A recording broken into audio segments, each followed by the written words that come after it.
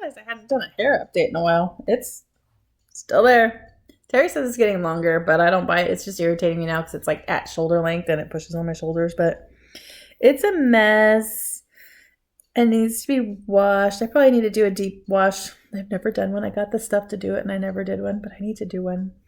I need to pull some of these fluff in, but I'm trying to let them just fluff themselves in and not worry about them. I might do a major roll, but whatever. The hair is, still the hair. Over a year. Yay. Chickens. You came here for the chicken information. I'm a crazy chicken lady, even though I don't have any chickens. My research. I've been doing research. How big does my coop need to be? If I have 5 or 6 chickens, or let's say under 10. I hope I don't have that many. Maybe the neighbors will get chickens and I can just help them and then pay for the eggs. Anyways, my research has shown that each chicken needs 3 to 4 square feet. So 5 chickens need 15 to 20 square feet.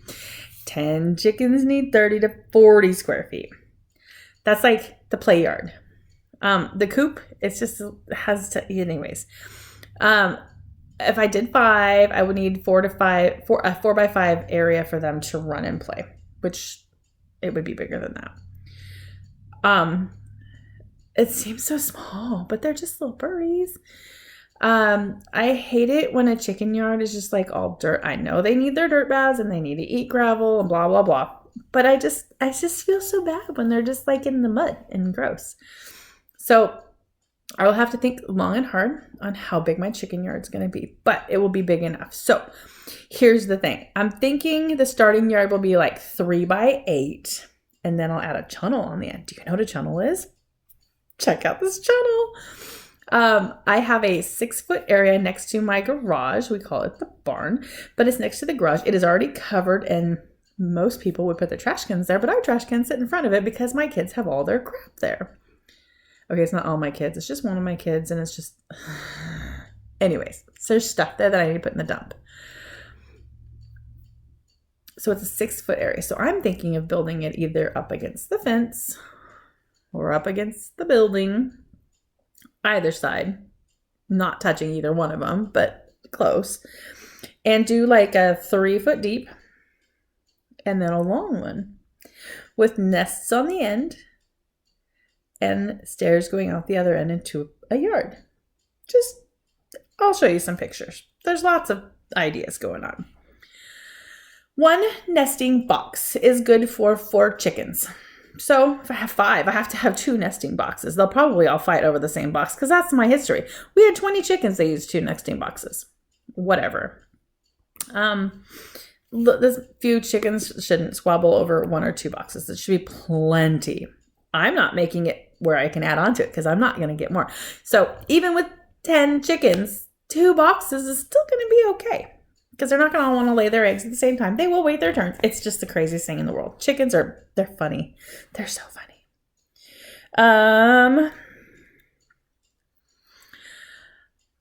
I did look into buying chicks online. I went to the 2 first things that popped up on Google. I have done research, and the first one that popped up I had heard of before. They've got lots of different kinds and varieties, and they guarantee like if they're alive. I don't want to have to order baby chicks and have them be dead when they get to my house. I would cry. But they want to sell you like mass quantities of them. I don't want that many. I just want 5. The other idea that I had, which Terry might just kill me if I do it, is I might buy an incubator. If I buy an incubator, then I can go buy the eggs, which will be way cheaper.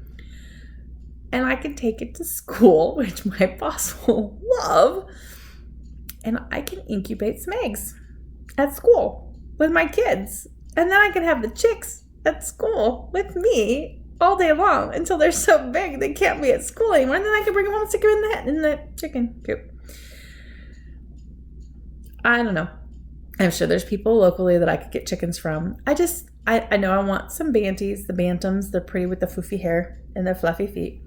I know I want Rhode Islands or Barred Rocks. I know the kind that my grandma had, and they laid eggs like every single day. Some chickens will lay like 100 eggs in a year. Some chickens will lay like 150, 200, 250, 300, 350. It depends on the breed of the chicken. It depends on the age of the chicken. It depends on if you keep the hen house warm in the wintertime. All sorts of factors can keep you in eggs throughout the year. I know this from experience. It's great. It's something I actually understand. Yeah, he's gonna kill me. He's totally gonna kill me. I don't want him to kill me. I want him to be as excited about it as I am. I did do more research. I did research on how long do they have to be incubated for? How long do they have to be warm for? How long do I have to... and all that stuff. That'll be coming up in the next one. I've got at least one more planned. The other thing I did research on, I think I talked about the rats in my last vlog, is they have 5-gallon bucket feeders with like eye hooks and like a cork or a piece of PVC pipe. They boink against and with their beak, and it lets the food come out so that a little bit of food comes out, and only the chickens can make it come out, so rats can't make it come out. I did do some research on, they call it a treadle feeder. So the chickens have to step on the feeder for the feeder to open. And if it doesn't weigh as much as a chicken, it's not going to open. I did some research on the little nipples that you put on the bottom of a 5-gallon bucket. So they, again, whack it and it drips in their mouth. Kind of like a gerbil feeder or hamster waterer. I would do the bucket feeders. I would do the bucket waterer. I would also figure out a way to catch the rainwater and put it in the bucket, so that would save me more time and energy. There's also the automated doors that go up and down. You can do those based on solar. They connect to Google, or you can pull a string and not be lazy. There's so many things out there, so much cool stuff to do for a chicken coop. And it's like I told my husband, I said, the way that I am planning on setting this chicken yard up is, and the eggs, you make the nest at a slant, and the eggs roll down, and they go out a little whoop at the bottom, and they go into a little container at the bottom, and you don't have to refrigerate eggs if you don't wash them for like a while. Anyways, you could go a week. As long as that chicken's not sitting on those eggs and making them warm and nasty, my chickens could easily go a week with an automated chicken coop. After a week, go collect the eggs, make sure the food is full, make sure there's actually water in the water bucket, and then you can go another week. So I could be gone. I could do it, then be gone a week. Somebody could check them. One more week, somebody could check them. I could come home and I could check them. 3 weeks. I could be gone 3 weeks and only have 2 visits to my house.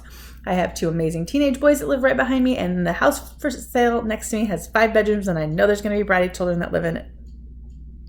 So excited. I'm not excited. I know I could buy people with my eggs. I also know I could make some decent money with these eggs because I know the people at school would buy them from me, because we used to have a teacher that had chickens and she was always selling eggs at our school. So, but I don't want to be the egg lady, and I don't want to have a bunch of chickens that make me not be able to go on vacation. I should have done chickens 2 years ago.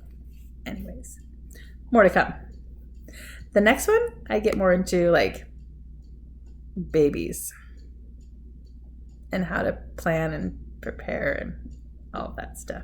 Baby chickens, not baby babies.